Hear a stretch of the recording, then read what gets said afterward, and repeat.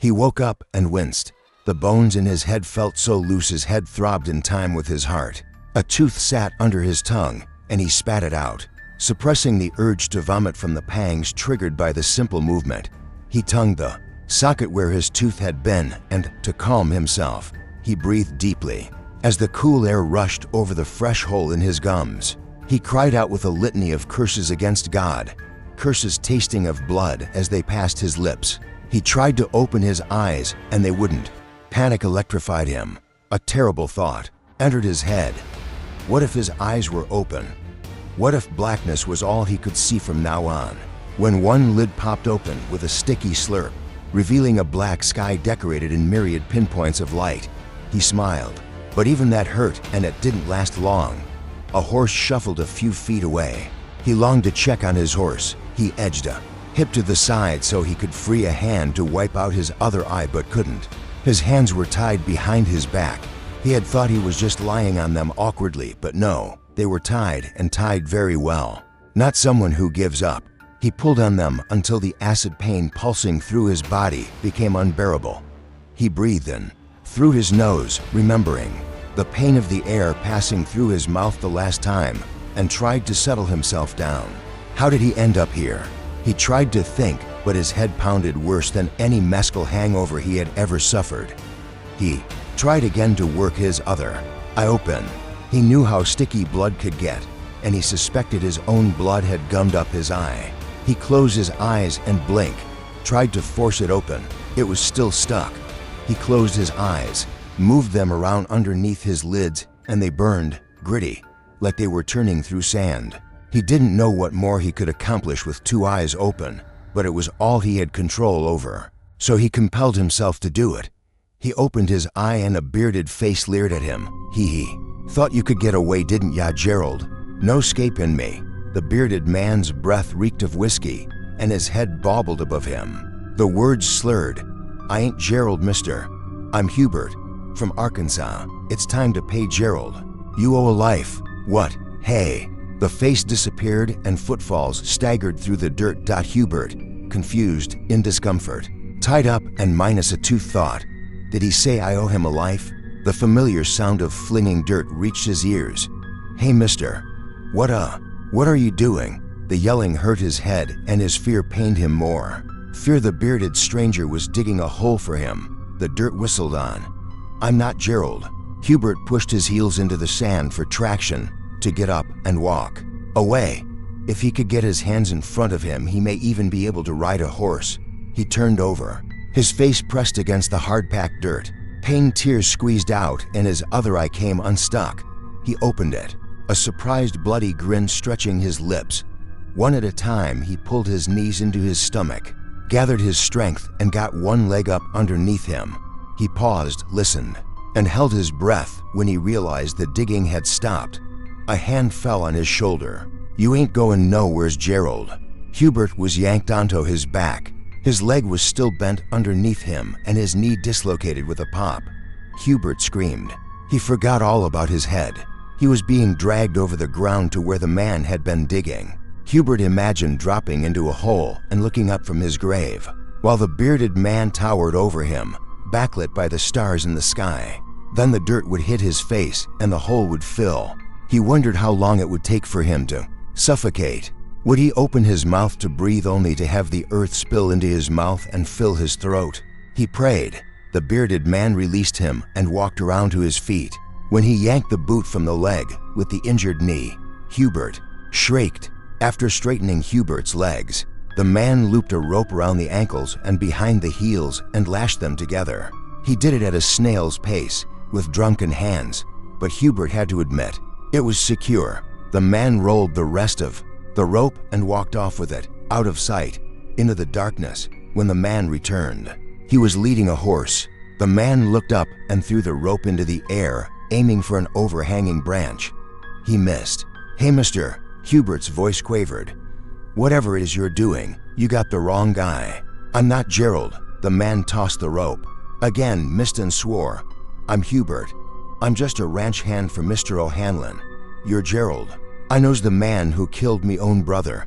Your lies are no good here. The man gathered the rope again for another attempt. I'm just a cowpoke, mister. I ain't never killed anyone afore. The man tossed the rope again. You killed my brother. Now it's time to pay. Who are you? I don't even know who you are. I'm telling you, you got the wrong guy. The rope made it over the branch, and the man stumbled back, looking at it. Head cocked quizzically. Then in one swift motion, a gun appeared in his hand, pointed at Hubert. I'm Seamus Milligan. You killed my brother Remus. You cut his throat when he was sleeping. Hubert stared at the cold peacemaker revolver in Seamus' hand. Hubert knew of the Milligan brothers, fiercely loyal to each other and dangerous to everyone else, notorious drunks and mean-spirited. It was rumored they had killed over 40 people. They were goons for hire. They buried the problems of those who could pay. They also claimed jumped out in California, Deadwood, and any other new towns sprouting overnight, and law and order had yet to be established. Hubert had heard they tossed one guy down a ravine next to the mine he had been working on. He pleaded for help for days, taking a long time to die. While the Milligan brothers worked the mine for their own ends, they'd leave when the law or lynch mobs had had enough of them. Hubert had learned Remus had been killed, and he would be kidding himself if he didn't admit. He had been happy at the news. Mister, I don't know what you're talking about. I've been working for Mr. O'Hanlon.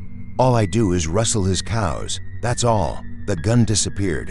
Seamus tied the overhanging end of the rope to his horse's saddle. He slapped the horse's rump and the horse trotted forward. Hubert slid through the dirt, over wood and rocks, and into the air. The rope pulled on his knee, separating the inflamed joint, and he keened through gritted teeth. Seamus slapped Hubert in the head. Hubert cried out, "You done knocked over my kindling, Gerrold." After the agony subsided enough for him to open his eyes, Hubert froze when Seamus bent to stack wood like a teepee in a hole. Seamus was behind him a bit, so Hubert had to crane his neck back to see. He could only do it for brief periods, but enough to see the hole Seamus had been digging was for a fire pit, a large one. Seamus turned to grab Hubert's hair, cranking his head so he could peer at him. Hubert's scalp blazed, his nostrils flared from the whiskey stench.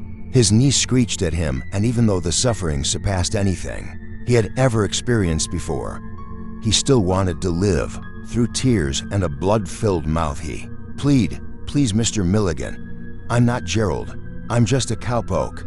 I rustle cows and drink mescal, sometimes whiskey. Please let me go. Please." Slurred, deliberate words left Seamus' mouth. You know what Cracklin is, Gerrold? When a pig is roasted over a fire, its skin burns and cracks open. The skin gets hard and stays oily. It's the best part. Me and Remus used to fight over it for ya killed him. That's what you're gonna be, Gerrold. Cracklin, 'cause you ain't nothing but a cowardly pig. I'm not Gerrold. Seamus turned to the fire pit. Within seconds the fire burned and grew. Hubert wasn't over the fire. He was positioned just to its side, so he wouldn't suffocate on the smoke. Seamus wanted him to roast. The fire grew brighter, reflecting from Seamus' black eyes. The fire grew. Seamus tipped a whiskey bottle to his mouth and Hubert roasted. Hubert howled. When blisters formed and popped on his face, he wailed. He never knew a body could scream for so long. On the other side of the fire, Seamus drank whiskey and savoured every drop. Between mouthfuls, he would inhale, appreciating the aroma and remarking to himself how much a burning man smelt like roast pork. Asterisk, asterisk, asterisk, whiskey hangovers were the worst. Seamus cracked an eye open for a split second. The sun shone too bright for such a headache. He rested, tried to lubricate his dry mouth by sucking on his cheeks, and rolled onto his stomach. He put his hat back on and opened his eyes again. Seamus squinted against the sun's glare on the hard-packed dirt. With a groan, he reached into his bedroll for his whiskey bottle. Reaching fingers grasped the bottle, and even though Seamus could tell it was empty from the weight, he still held it to his lips, hoping for a little drop. The bottle was drier than a dessert. The burnt corpse situated on the ground distracted him from his plight. After Gerrold had stopped screaming, he let him down. He was still alive. Shallow breaths escaping through a burnt hole in his face Seamus suspected was his mouth. Dead now. Seamus squinted at him hard, chuckling. It wasn't Gerrold. Gerrold was a big man, well over 6 feet and a solid mixture of fat and muscle. The corpse on the ground was nigh on 5'10" and skinnier than a starving whore. Oh well, he thought to himself. He counted on his fingers how many times he got the wrong man and stopped at 6. The dead man on the ground might have been 7. Seamus wasn't too sure. He always picked the Gerrolds when he was drunk. He would get the right one someday, he knew. In the meantime, he sure was having a hell of a time. After breakfast of cured ham washed down with water, Seamus dragged the corpse into the trees where the soil was softer and kicked dirt over it. He was in a barren place. He had picked it for that reason. No trails crossed his path, and the army had pushed the Indians out of this area over a year ago. He was the second Gerrold he'd killed in this spot. It was a good place, and he would use it again when he found the next Gerrold. Seamus got on his horse, sucked back water from a leather bladder he got from an Indian years ago, and made his way to Abilene. It was the closest place to him, and even though the town marshal, Tom Smith, hated him and kept an annoyingly close eye on him, he needed a sup of whiskey. The thirst was on him bad, and he didn't want to get sick again. Maybe he would get himself a whore too, he mused. He just needed money. He could lay up on one of the lesser-known trails into Abilene, pick off someone on their way in, take their money, and bury them out there. Well, he had enough for a bottle of whiskey. He'd grab a bottle first, and then think about how to get more funds. Ira Henry's legs, buttocks, and back told him he had had enough saddle for the day. He was glad when the sight of Abilene grew closer with each clop of his horse's hooves. The sun was fading under the horizon. The sky was a lurid red, and the plump clouds were as purple as a plum. A beautiful sight at the end of a long day. He had been pushing the herd for over 2 weeks to get to the stockyards here in Abilene for sale. He and 4 others had ridden with 200 head of well-fed cattle, and he knew he would make a tidy profit from the venture. He estimated he would have enough to finally ask Lily Maddock to marry him. A dreamy smile appeared just thinking about her, red hair that blazed when the sun hit it just right, a generous smattering of freckles on her nose, and brown eyes deep enough to drown in. He'd been courting her for almost 6 months, but feared not being able to provide for her. All that would change if they could get a good price on the cattle. Ira and his 4 friends bought good grazing land just over 4 years ago. They all slept in the same room of a hastily built shack and did their best to raise a good head of cattle. They called themselves the Ranch 5 and branded all their cattle with the number 5. In a circle, he was proud of their brand and his friends. They had been building and selling their herd and had come out ahead twice so far. Ira was hoping to do so again this year. If he did, he would build a house on a part of their land, far enough from the others for privacy, but close enough to visit and ask Lily to marry him. They reached the outskirts of Abilene just after dark, corralled their herd on the outskirts, and set up camp. Abilene was edged with miles of vast plains under a limitless sky, and cored with torch lights of the town streets and wood smoke pumping out of chimneys. From wooden homes to the tune of cows lowing in the fields, Ira scarfed down a quick snack of bacon and hard-baked bread with his friends around the fire and left them to head into town. Ever since the railroad started creeping out west, Abilene became known as a cattle town, and it flourished. Every time Ira made a trip here, he was amazed at the changes. Ira liked to see the progress, to see the new faces, and to be around industrious people like himself.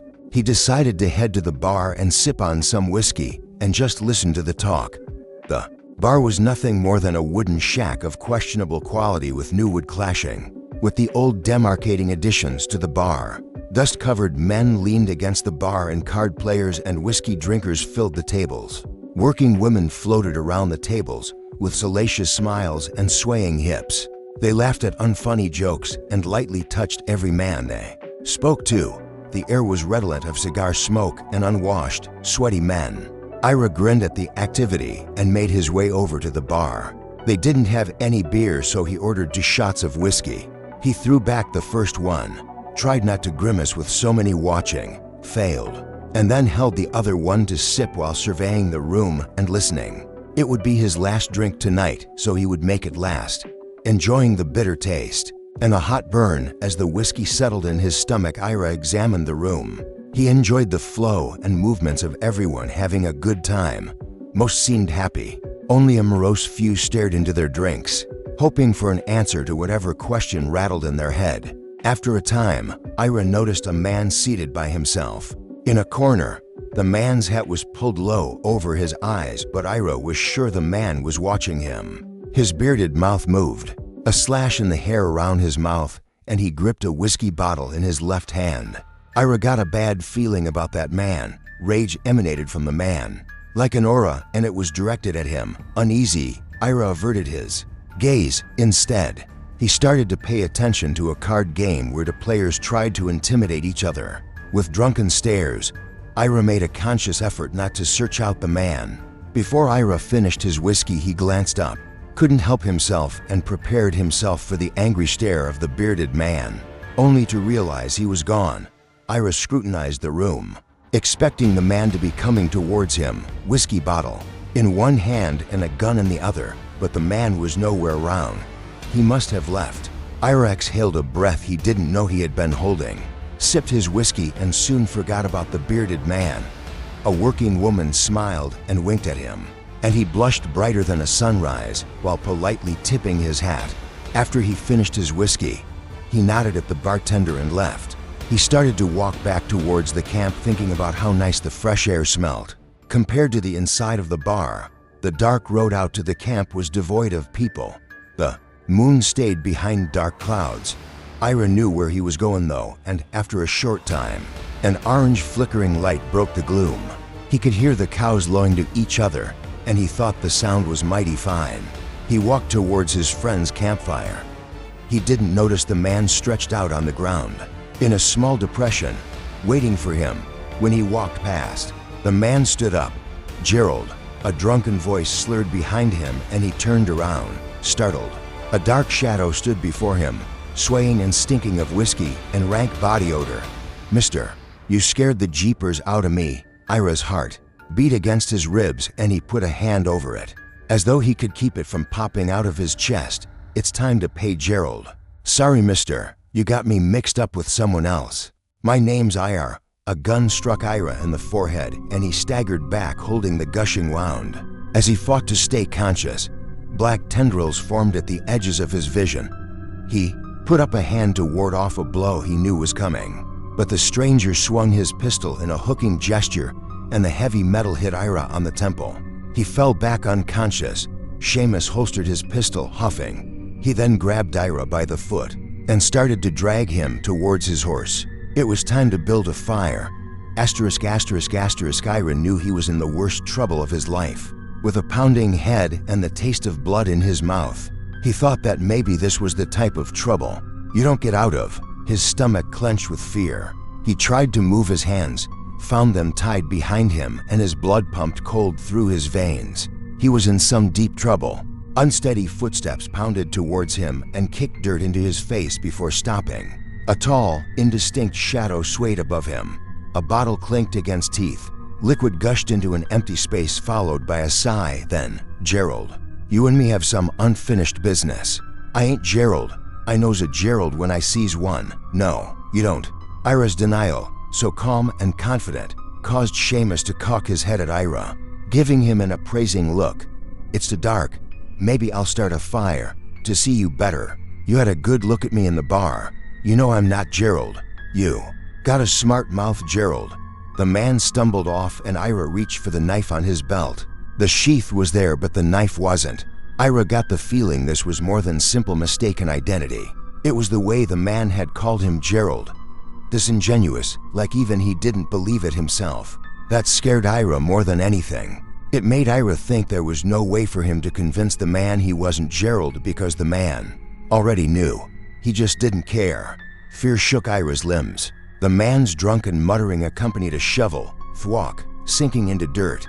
"Of course he's Gerrold. Thwack. He's just trying to get out of paying what needs to be paid. He'll pay Remus, thwack. Don't you worry. Thwack. I could tell he's Gerrold when I looked in his eyes. It's all in the eyes, in it, Remus. Thwack. Yup, we'll have us some Cracklin soon, Remus. We loves the Cracklin, don't we? Thwack. That should do it." The shovel dropped, and uneven footfalls approached him, and all Ira could think about was Lily's face. the pale skin decorated with freckles and her eyes that could reach into him and caress his soul. He felt saddened at everything he would miss, but rage drowned his sadness like a sea swell. To be ambushed and killed by a drunken murderer when all he wanted was to have a life, a good and prosperous one, seemed too cruel. He knew bad things happened in this world, but they weren't supposed to happen to him. They were supposed to happen to other people. Hands grabbed at his boots and dragged him over the uneven ground. The rocks and grit scratched at his back, and his anger grew unabated. Instead of praying to God, he prayed for revenge. During his awkward age of adolescence burgeoning on manhood, his parents argued a lot. They were farmers near Louisiana and had a hard time growing crops. When their neighbors' crops grew and prospered in the same dirt they were planting, his mother went to talk to them to see what they were doing. His mother returned wringing her hands, upset at what she had learned and not wanting to share it with his father. She knew he wouldn't like it any more than she did. He remembered his mother looking over at him, skeletal frame from lack of food, wearing deteriorating clothes, and sensed her resolve strengthen. He heard their whispers.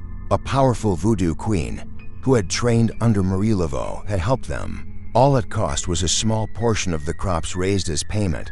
His father was furious. Voodoo was the devil's religion, and there was no way the devil would help feed them, they argued. His mother pleaded, pointing at Ira, asking him if he would rather lose a son to starvation than deal with the voodoo lady. After a time, his father relented. When the voodoo lady, Clarissa Cadeau, attended their home to perform the ritual, she had brought her nephew, who was around Ira's age. Isolated out on the farm, Ira was fascinated by these people with their dark skin and strange way of speaking. The nephew, Enoch, was just as fascinated by the sunburnt boy with his white blonde hair. The ritual took all day, and Ira, being curious, asked if Enoch was indeed in contact with the devil, and if so, what was the devil like?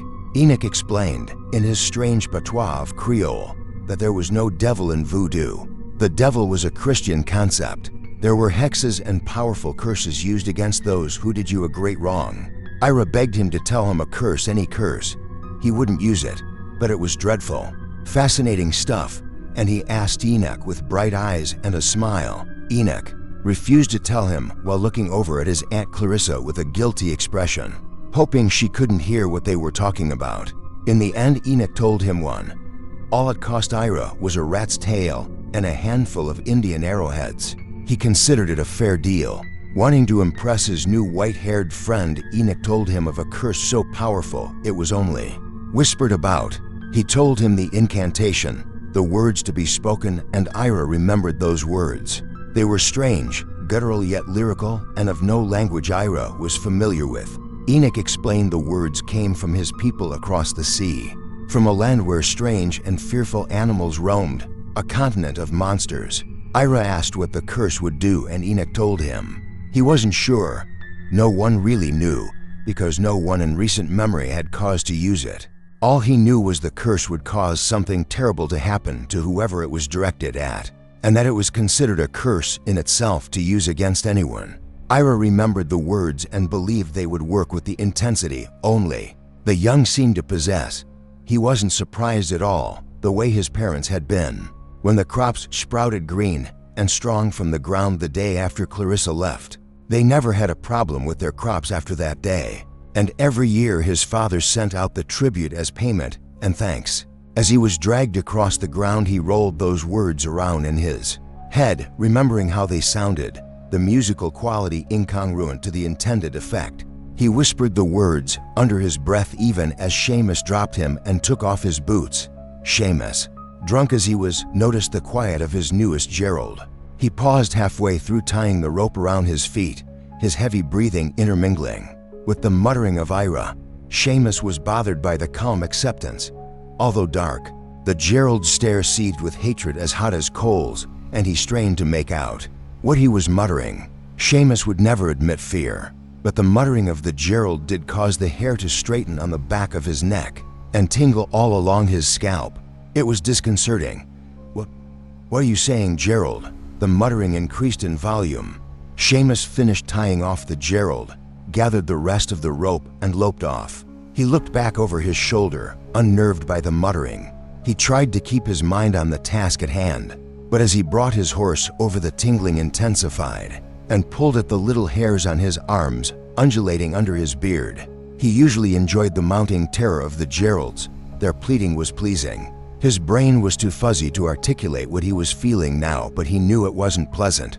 It was getting to be downright uncomfortable. He didn't want to drag this one out, sup on the fear as deep as he did whiskey. He wanted to get this one over with. It didn't feel right.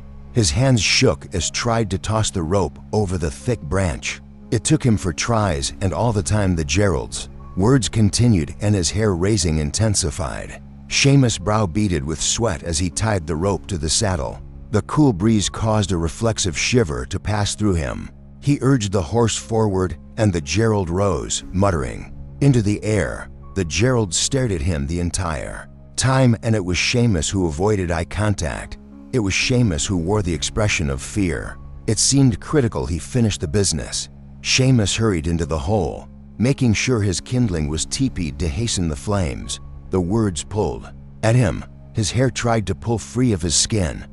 He lit the wood and it caught and grew. Seamus's face twitched with an insane smile and paranoid relief when the heat of the pyre blistered the Gerrold's face, and the repeated chanting of the strange words grew louder. Without a break in diction, Seamus' smile downturned into a sick grimace. Seamus could feel the words pulling at every hair on his body, the skin stretching like elastic, and he wondered if it would be ripped off him until he stood there, a gleaming bloody mess. Die, Gerrold. Why won't you die? He put his hands over his ears so he wouldn't have to hear the words, hoping it would dull their power, but the tautening of his skin didn't diminish.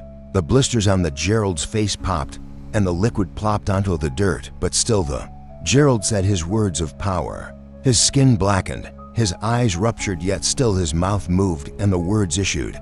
Shut up. Seamus pulled out his pistol and shot the Gerrold in the chest, kept shooting until there were no bullets left to shoot, and at last the Gerrold. Shut up. Seamus looked at his pistol with awe and wondered why he didn't use it before. He sat on the ground, exhausted but filled with relief. The pulling on his skin had stopped. He grabbed his whiskey bottle and guzzled. After a while, when time and whiskey dulled his remembrance, he dropped the latest Gerrold, collected his rope and rolled him as far from camp as his strength would allow.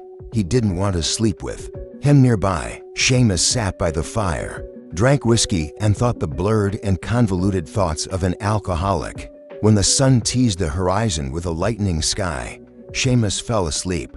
Before he fell asleep, he considered taking a break from the Gerrolds. He awoke slowly, head heavy with alcohol, to the smell of a fire. He could feel the sun on his body, and from years spent outdoors, knew it was an afternoon sun. The fire should have gone out by now, but he wasn't too concerned. It was merely a curiosity. The hands dragging him by the feet across the ground concerned him. His eyes cracked open, his vision blurred, and all he could make out were darkened figures walking with their weighty load. What the who? He blinked his eyes, trying to clear the fog on the lenses of his eyes, and when he could see, he couldn't comprehend what was going on. There were two people at his feet, dragging him, and another person fixating on Seamus as he walked beside him. Something was wrong with these people. They didn't look right. They looked melted, like candle wax, and blackened. Seamus thought they looked like his Gerrolds, but shook his head, muttering, no, because the notion was too absurd. The dead don't just get up and walk, do they? But these men were blackened from head to mid-chest, weren't they? Disfigured. Melted faces and empty eyes sockets peered at him as he was pulled along the ground. The thing holding his left leg glared at him, and when a spider crawled out of the thing's blackened socket and scurried into the exposed nasal cavity, Seamus whimpered and dug his elbows into the dirt to stop his momentum.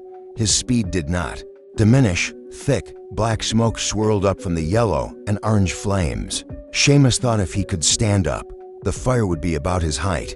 He tried to free his legs, but the arms pulling him were relentless. He tried to twist around so that he could grab the dirt with his hands, maybe grab a rote, get a hold of anything to anchor himself, but his hands slid over the ground, and he pulled a muscle in his side. Seamus yelled at them, more angry than afraid. Stoop, stop it. Their reply was the sound of their feet scuffing the ground. The heat penetrated the soles of his boots and his shins. The thing that had walked beside him squatted and leaned on Seamus' shoulders with both arms. Its head hovered over Seamus. He wondered what it was doing when his boots were tugged off of his feet. By the other two things, fear energized him. Seamus tried to squirm out of there, but it was like a horse had sat on his chest, immobilized. He whispered, "Please, stop." The heat of the fire on his bare soles heightened. When his pants were removed, Seamus whimpered, "Gerrold, please." Seamus looked into the impassive, burnt head above him.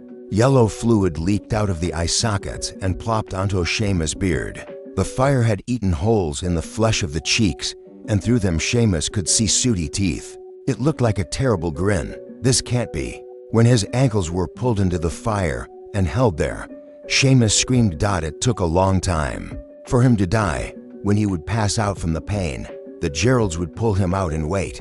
They were patient. When Seamus awoke, he would be put into the fire again, an inch at a time. Seamus' teeth exploded in his mouth from biting so hard, and the shards sat in the back of his throat. He swallowed some when he screamed. He wished for death. It was denied him a long time.